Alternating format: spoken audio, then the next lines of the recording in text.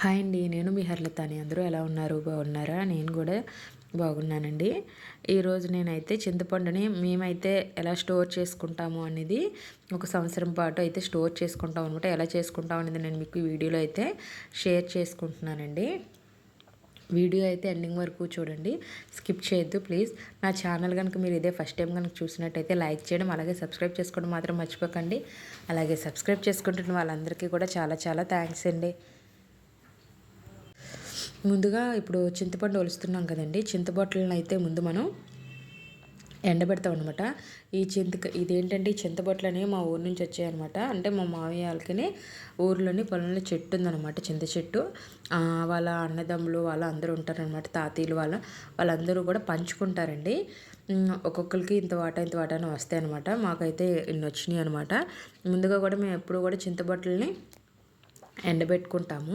అంటే చాలామందికి తెలిసి ఉండొచ్చండి, తెలియకపోతే ఏంటనేది నేనైతే మీకు వీడియోలో అయితే చెప్తున్నాను. ముందుగా ఎప్పుడు కూడా చింతబొట్టల్ని తెచ్చుకున్న వెంటనే ఎండలో ఒక 2-3 రోజులైనా సరే బాగా ఎండబెట్టాలండి. ఎండబెట్టిన తర్వాత వెంటనే కూడా మనం సెకండ్ డే ఎప్పుడైనా సరే వెంటనే మనం పైనుండి పొట్టు అంతా కూడా తీసేసుకోవాలండి. పైన పొట్టు కనుక మనం తీయకపోతే పురుగు పట్టేస్తుంది అనమాట. చింతపండు అనేది ఎప్పుడూ కూడా పురుగు పడుతుంది, కాబట్టి పైన పొట్టు వెంటనే మనం తీసేసుకోవాలి. పొట్టు తీసేసుకున్న తర్వాత మళ్ళీ ఒక 2 రోజులు 3 రోజులు కానీ ఎండలో బాగా అంతా కూడా మనం బాగా అయితే ఎండబెట్టుకోవాలండి. ఎందుకు అంటే ఎండబెట్టుకోవాలి. మనం పిక్క తీస్తాం కదండి, పిక్క తీసేటప్పుడు ఏమవుతుంది అని అంటే మనకి సరిగ్గా ఒలిచేటప్పుడు రాదండి.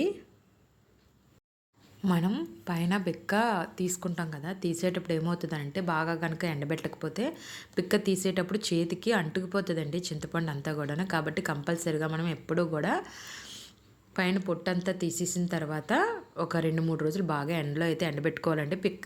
ఎండబెట్టుకోవాలి. తర్వాత మళ్ళీ మధ్యన మనం ఒకరోజు పిక్క తీయకుండా ఉంటే మళ్ళీ ఆ రోజు కూడా ఎండబెట్టుకొని మనం తీసుకోవాలి. చేయకపోతే మనకి తడి తడిగా ఉంటుంది అనమాట.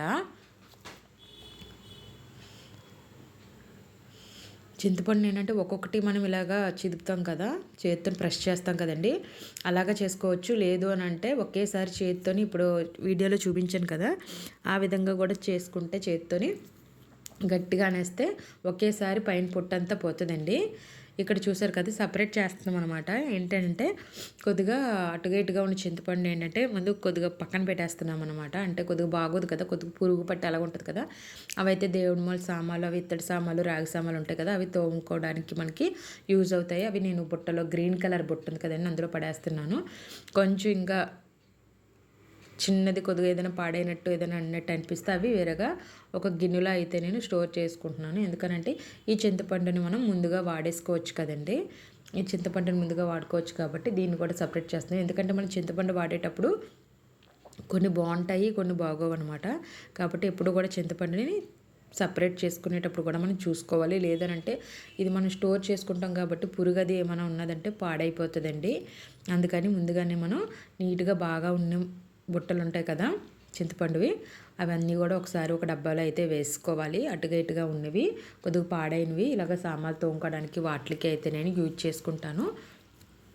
కొద్దిగా పర్వాలేదు ఓకే అంటే ముందు ఆ చింతపండుని నేనైతే యూజ్ చేసుకుంటానండి. ఇదిగో చూసారు కదా,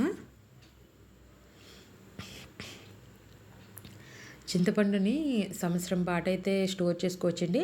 అసలు మనకి కలర్ అనేది చేంజ్ అవ్వకుండా ఉండాలి అని అంటే మాత్రం ఫ్రిడ్జ్లో పెట్టుకుంటే చాలా మంచిదండి. ఫ్రిడ్జ్లో పెట్టుకుంటే మనం ఎలా చింతపండు అయితే తీసినప్పుడు ఇప్పుడు చూసారు కదా, మన చింతపండు ఏ విధంగా అయితే ఉన్నదో సేమ్ అలాగే ఉంటుందండి. కలర్ అయితే అసలు చేంజ్ అవ్వదనమాట.